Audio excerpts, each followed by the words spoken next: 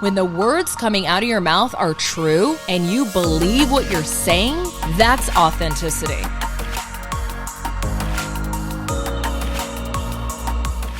Welcome back to another episode. Thanks so much for listening. If it's your first time, welcome.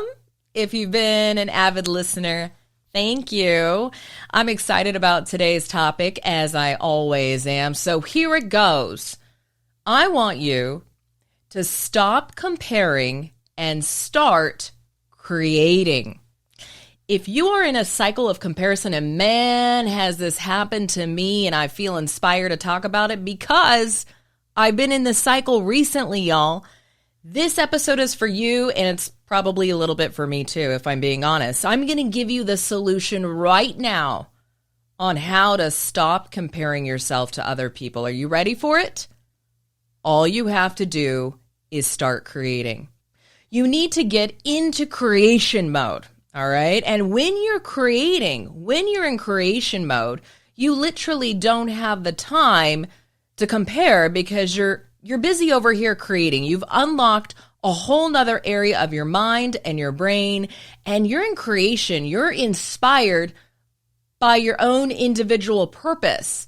When you're comparing, you may think you're getting inspired by other people, but when you consume too much of that inspiration, you begin to now compare yourself. So I think there's an overstimulation of being inspired in today's world thanks to social media. So tip number one is start creating. I'm just going to give you the solution right now up front. I know usually like a lot of us just wait. Those of us that create podcasts will wait until the very end to give you the tips, but I'm going to give you the 3 tips right now, okay? Tip number 1, start creating. Tip number 2 is be consistent in your creation. A lot of us, a lot of you start and stop, and on and on and on. You're in that cycle. I just want you to create anything and be consistent in that creation. Number 3, filter your content consumption. You got to filter that big time, especially if you're being triggered. And a lot of us are triggered. I've done an entire episode about being triggered, right? And how you resolve those triggers. There's a lot of cool people online, right? There's probably a lot of cool people, a lot of inspiring people that you feel you get a lot of value out of by listening to them. But like, how many of those people are you listening to? Like, how many inspiring and motivating people are you listening to every day or every week? Like, are you overindulging on personal development? Are you overindulging on inspiration? Like, there is such a thing as too much of a good thing, if I'm being honest. And so what happens when we overconsume some of this really good content sometimes too? I've talked about, being very mindful about not consuming content that is harmful to your mindset, like the news, just bad things happening, right? Because that paints a perspective for you of how the world is. I'm not going to talk about that. I'm talking about over-consuming on the good stuff. What happens is if you over-consume on the inspiration and motivation, pretty soon that becomes negative for you because all you're doing is consuming. And you may get triggered by that over-inspiration because you begin comparing yourself now to these people. Why are these people further ahead than me? Should I be doing what they're doing? And I'm not good enough. And all these little, voices show up in your mind when you are over-consuming on all the inspirational, motivational stuff, right? So what I want you to do is actually unfollow those people, and maybe not unfollow, maybe that's really radical and drastic, but at least mute them. Mute them while you go to resolve why you're being triggered into a cycle of the comparison game. And number 1 and number 2 are key, and number 3 is really important if you want to stay consistent in the creation game, because a lot of times when you overconsume the positivity, the inspiration, the personal development, that can actually stop you from creating your own stuff because you start comparing. Well, why would I do a podcast look at this person who's got a podcast. They're way better than me. They sound better and they deliver better. They've got more listeners. They've got more subscribers on YouTube. We're in the same vertical. We don't need another person like me talking about business advice, or do we need another personal development guru online? All those voices show up in your head when you're over consuming the positive stuff. So if you can remove that noise, because that's what it becomes, is noise, then you can focus on staying consistent. So you really need to shield yourself from the content of people that trigger that comparison game. Okay, so I did something different today. I could just stop the episode right now because we're 6 minutes in and I've just given you the solution on how to stop the comparison game. But I've got a fourth tip, and the fourth tip is the best one, and I'm going to leave that one to the last.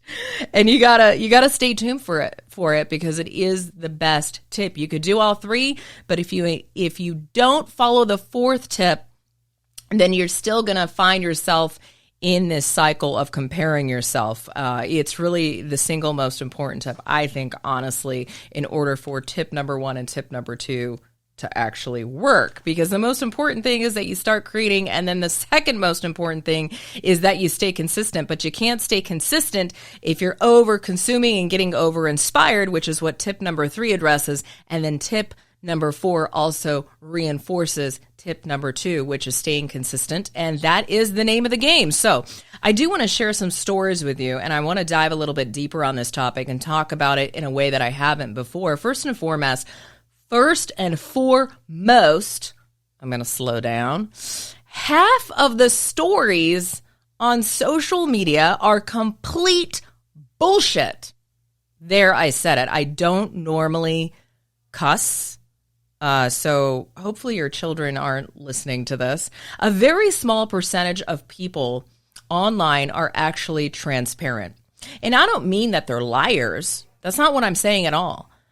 It's not that people, mean not to be transparent. It's just that you are missing context. You know what I'm saying? And it's very tough to give people all the context in these bite-sized chunks on social media, because think of the delivery mechanism here. Think of the platform and how the platform encourages us in similar ways that the mainstream news model is. The mainstream news model is to have really dramatic headlines that are going to catch your attention, right?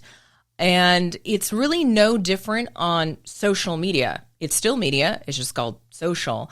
And what is getting your attention, right? Because our attention span is like this big and even smaller now, probably these days.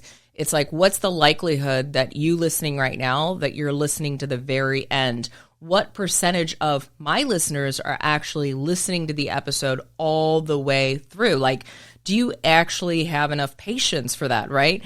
And in social media, we have been trained, right, even as consumers, to listen to information in bite-sized chunks so that we can consume a mass amount of these bite-sized chunks from different influencers and different people, our friends and family. Back in the day, think about content consumption.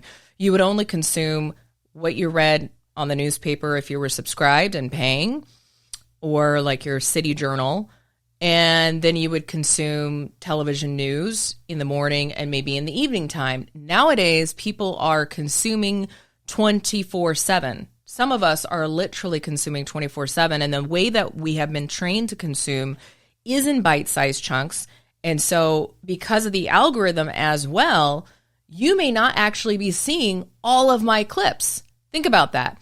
So you may have a perception of me, or you may have an understanding of my life, but you don't have all the concept. One, maybe because I don't have time to be completely transparent about all the behind the scenes. Hello, right? I don't have a reality show. Even reality shows can't get all that. Reality shows are even curated, right?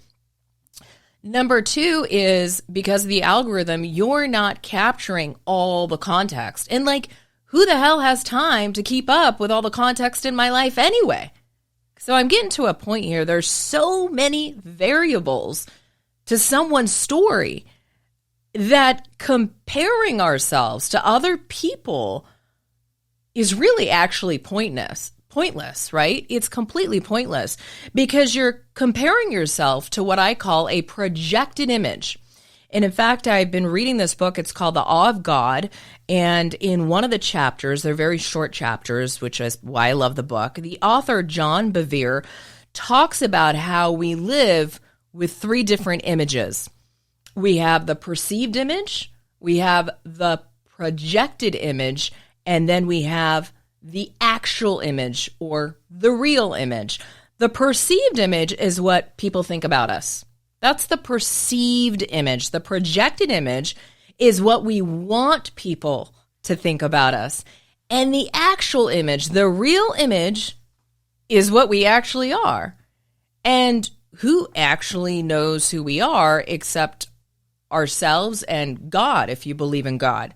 So the idea is that you really need to start focusing on sharpening not the perceived image, certainly not the projected image, but the actual image of yourself, the real image. That's the image that you want to work on, because if you operate in the perceived image, you basically care too much what people think about you. If you operate in the projected image, then all your actions and intentions are built around validation from others. And I'm telling you what, when you operate on a projected image, you're going to feel really, really hollow inside. If you care what your mom and dad think about you, it could be your mom and dad, for example, it could be your spouse, it could be your kids, it could be your coworkers, it could be random strangers on the internet, quite frankly. If you are working really hard on building a projected image and that's not the real image of you, you're going to exhaust yourself. If you care too much about the perceived image, then you're going to just get into this people-pleasing mode. But if you focus on improving the real image, that is where I think you really find ultimate peace. A lot of us actually oscillate between the perceived image and the projected image, right? And you go round and round in that cycle. So the point that I'm trying to make is we are comparing ourselves. We are comparing ourselves to people's perceived images and their projected images. But more so, we are comparing ourselves to people's projected images. It's not even real. It's impossible that it's actually real. One, not because they are lying, although a lot of people hide things, because why would they be transparent about everything in their lives, right? I know that nowadays we're encouraging people to share that 2% and be vulnerable, but we don't have time to do that. And then because we consume in bite-sized chunks, it's really impossible to get the full scope of someone's story. And then that would mean that you're actually dedicating that time trying to get to know that person. And by the way, that's a one-way street, right? Because only you're trying to get to know that person. And now you're comparing yourself to a person who doesn't even know that you exist. That's just ridiculous, right? So many of us, so many people fall victim to this, including myself, like I had mentioned. But mothers do this all the time. Women in general, I can't speak for men. I'm sure it happens to men too. Entrepreneurs, oh my gosh, y'all be secretly comparing revenue levels, for example. Who cares if someone's revenue is higher than yours? You don't know their profit margin. So why are you even comparing your revenue level to their revenue level? Think about it. And then what you do is you end up measuring your self-worth based on revenue level. If you are going to measure your self-worth on how much money you make or what your revenue level is in your business, you're not going to find peace, I'm telling you. I've been there before. That's not where you should derive your self-worth. I think deriving self-worth from the person that you become in that process is a much better outcome, because the person that you have to become in order to reach those revenue levels or those metrics is what builds the confidence, because you really have to work on your skill set. There's so many things that you have to work on internally to actually reach those levels. So I say sometimes smaller is actually better when it comes to business. So why even compare yourself if you're a business owner to another business owner, unless it's because you're getting inspired and you want to understand the steps that individual took in order to get where they are, and you have something to learn from that individual, and you're going to take what you're learning and actually implement it. But a lot of us are just consuming and comparing, and we're not taking any action. And that's a vicious cycle, and it's a dangerous cycle to be in. Ladies, I'm speaking directly to you now. Why compare your career or someone else's success metrics? Why compare yourself to someone else's success metrics? You don't have their circumstance, and you may end up chasing things that you don't even want. That's actually happened to me before. Like personally, I don't want to be running all over the country speaking on stages. I've considered it. I've thought about it. I've asked myself, why don't I do it? Because I know I speak well on camera. That's part of my background from my broadcast days. Should I speak on stage? Well, what's the purpose and intention of me speaking on stage? Is it that I have something to sell? Is it part of my business plan? Or am I looking for validation in some way? What is it? Because my priority and my values at this stage of my life are different than the woman who maybe doesn't have kids, for example. So why would I follow people in a different circumstance and then get influenced by an idea that only produces disharmony within myself and gets me into that comparison cycle? All this comparing, you got to ask yourself, do I even want that? Do I even want that? Do I even want to be that? Why would I want to do that? What's my intention? What is the outcome? Is it for validation? Is it for ego? Or is there a purpose behind pursuing that thing? And what is that purpose? Because it's all about purpose. If you're pursuing something for validation, that's not purpose. Thanks for tuning into my show. I'm the founder of Scale Ventures and want to invite you to learn more about how we help high-achieving men and women just like you. As a shareholder and owner of multiple 7- and 8-figure businesses, find out if you qualify and get on my wait list at scaleventures.com. That's spelled SKAYLE ventures.com. Right? When you're pursuing purpose, you're just pulled. So, mothers, this is one thing I want to address as well. All a facade. It's all a facade. Like we're all faking it in some way. Do you know how many women I've met who have led me to believe, I'm not saying it's their fault that I believe that, my perceived image. So let me rephrase that because I don't want to blame them. Like, how many of those women out there have led me to believe that they're Pinterest moms when in fact they are not Pinterest moms after I dig beneath the surface? And I say Pinterest mom because I think we all have an idea of what pops up in your head, what image and what behaviors pop up into your head when I say Pinterest mom, and how we compare ourselves to the Pinterest moms. And what does that actually mean? So we have a perceived image that maybe these mothers have contributed to through the content that they produce online, but we may have a perceived image of what a Pinterest mom is based on our values, beliefs, and filtration, how we filter the content. We all have different perception based on our filters, and our filters are based on our beliefs and our value system. And so we're all perceiving these things very differently, believe it or not. I used to compare myself to stay-at-home moms. Why would a working mother, a business woman who is a mother, compare herself to a stay-at-home mom? And why would a stay-at-home mom compare herself to a working woman? And we do that all the time. I meet stay-at-home moms. We're like, oh, Nineveh, I've just been thinking maybe I should have my own thing and do what you're doing. And then I'm like, that's funny because I look at you and I'm like, maybe I should stay at home. And so we're all doing it. And that's why I say it's a facade.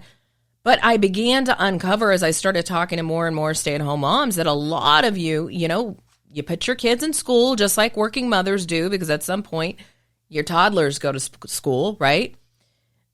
many of them will pick up their kids later than I do. And then it turns out, some stay-at-home moms that I've gotten to know, they've got nannies, and I didn't realize they've got nannies, or they got night nurses. I've got a friend who was like, oh, you didn't have a night nurse? You didn't have a night nurse help you? I'm like, no, I didn't even know that was a thing. Can you tell me more? Oh, that's how you do it. So you actually have helped, because my perceived image of the Pinterest mom is that she's doing it all herself, and she's looking fabulous, and she's spinning all these plates and doing a great job at it. Turns out that's not true.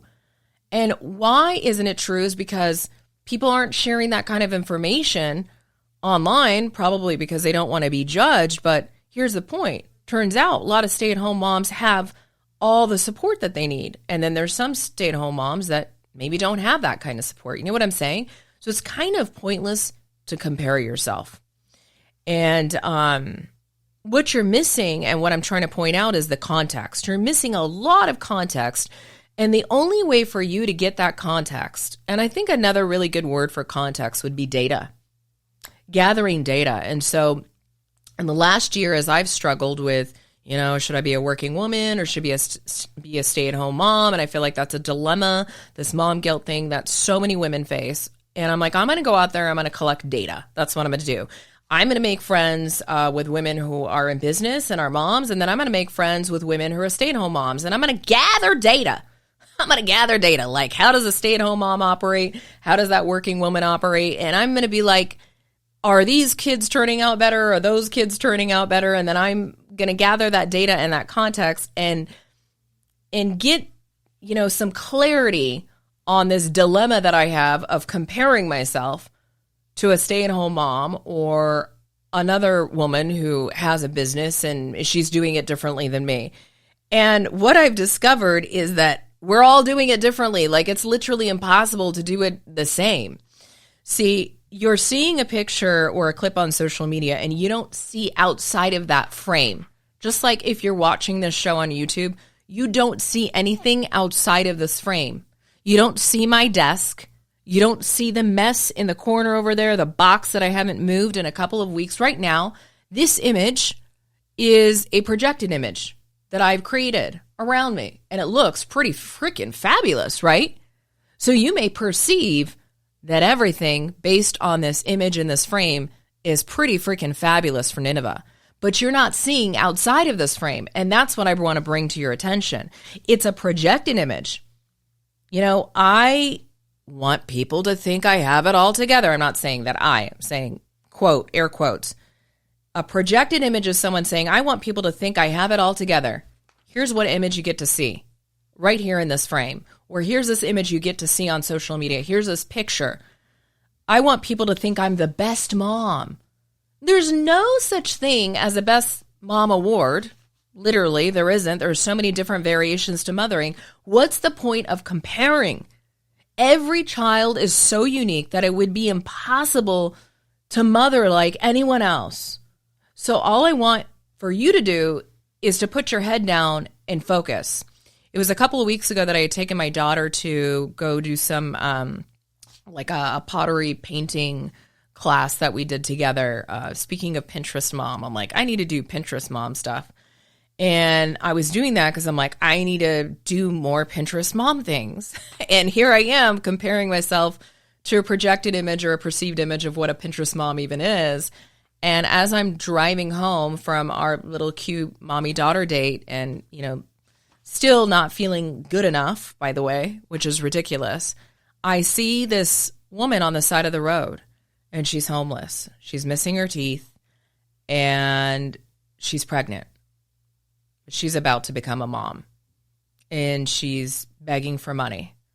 And we happen to have some pizza left over, so I turned to my daughter, Jasmine, and I was like, explaining to her what was happening. And I'm like, do you want to donate your pizza to her? And she's like, yeah, I want to. So I rolled down my window because I never carry cash on me. And I gave her my pizza and she began to eat it. And I literally started crying. And I'm like, I'm not a bad mom. Why would I ever think I'm a bad mom? And why am I comparing myself to a Pinterest mom? But I can't even say that's a bad mom. That mother is doing her best. And we're all just doing our best. And as long as we're improving, on our actual image. Does that make sense? And we're doing our best with our circumstance and our story, then that is good enough, right? Comparison, as we know, is a thief of all joy. It truly is. So I want to go over my 3 tips again, and then I want to add a 4th critical one, and then I'm going to end it. Tip number 1, I want you to start creating. What is your purpose? What is your mission? What are you working on? What are you doing? This doesn't mean that it has to have, you have to be a business owner when I say, what are you working on? Or it doesn't mean that you have to have a career. It can be anything. But you've got something. I need you to have something that is inspiring you and driving you to take action. That's critical. What is driving you and inspiring you to take small daily action towards a goal or a purpose every single day? That's tip number 1, is I want you to start creating.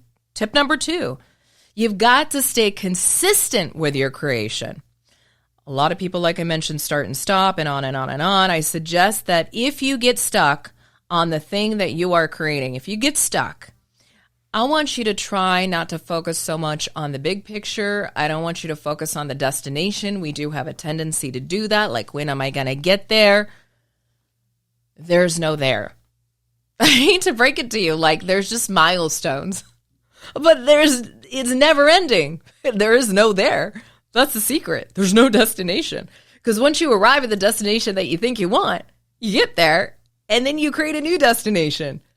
So it's just milestones in a journey. You're just always creating milestones, right? And you're always looking ahead. But I think sometimes we stop creating and we don't stay consistent with our creation because we're too focused on the big picture. So an example would be like this podcast. I think I'm on episode number 50 something, right? I'm like, stay consistent, homegirl, just stay consistent. I'm like, I don't know. I'm not seeing the listeners go up. I'm not seeing the subscribers on YouTube. I don't know why I'm doing this. Well, okay, I'm too focused on the end goal instead of focused on just showing up this week and enjoying the process and enjoying hearing from you when you listen to these episodes and what you think about them. Minus the haters. That's annoying. But actually, I kind of get a laugh out of the ridiculous comments, if I'm being honest with you, about my makeup. And I'm going to keep wearing the makeup, by the way, my lips, whatever it may be, blah, blah, blah. Let's see your face. Anyway, so stay consistent is number 2. And I think what you need to do, like I said, is just break it down, focus on like, what are 3 things that I can do today as part of my purpose that I think is going to help me get closer and actually get to just taking some action.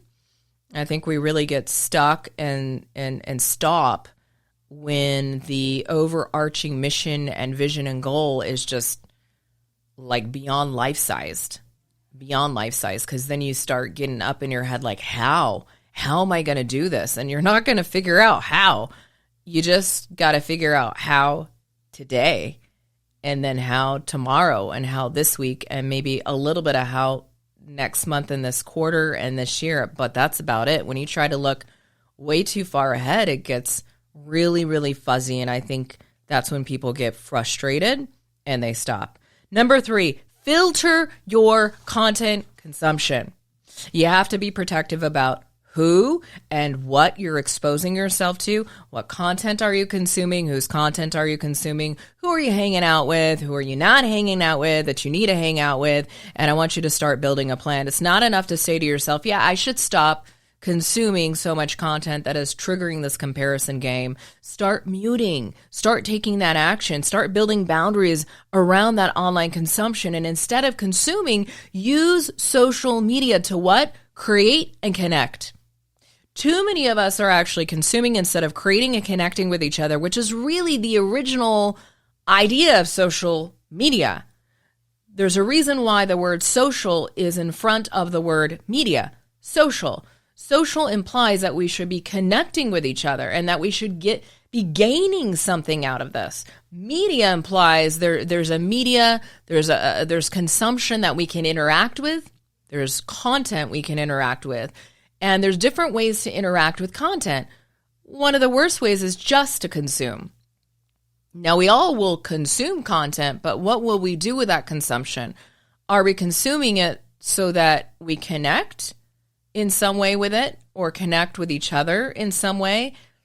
And are we creating as a result of consuming that content? Because if you're consuming something and it's inspiring you to take action, then that's a good thing. But if you're consuming and it's creating the comparison game, then you are over-consuming. Are you ready for the fourth and final tip? I know you've been waiting. It's a good one. I wonder if you have any guesses. This, I think, is the most important one. Tip number 4. Tip number 4 is what? Stop gossiping. Literally, stop gossiping. Stop talking about other people with yourself, because that's what comparison is all about. You're a little gossiper. You may just be gossiping with yourself all day up in your head about a certain individual or individuals that you're following on social media. Or you may also be gossiping with other people. Seriously, you got to stop talking about other people. And I think thinking about other people, even thinking about other people and comparing yourself to other people in your thoughts is actually a form of gossip. So you don't even have to be, you're like, wait a minute, Nineveh, I'm not a gossiper. I don't sit around with my girlfriends and gossip about other people. There's that form of gossip, but I want you to think about gossip in another way. How much are you gossiping with yourself about other people that you're following on social media? Because that's gossiping too. Yeah, there's different forms of gossiping, and that's one of them. By talking about other people, you are, in essence, comparing yourself.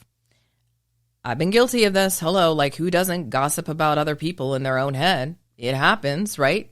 It's a natural tendency to compare yourself to other people. So we've all fallen into this trap before. You got to take notice. You need to be consciously aware of it. How are you actually contributing to that gossip? Are you making that gossip worse, or are you making it better?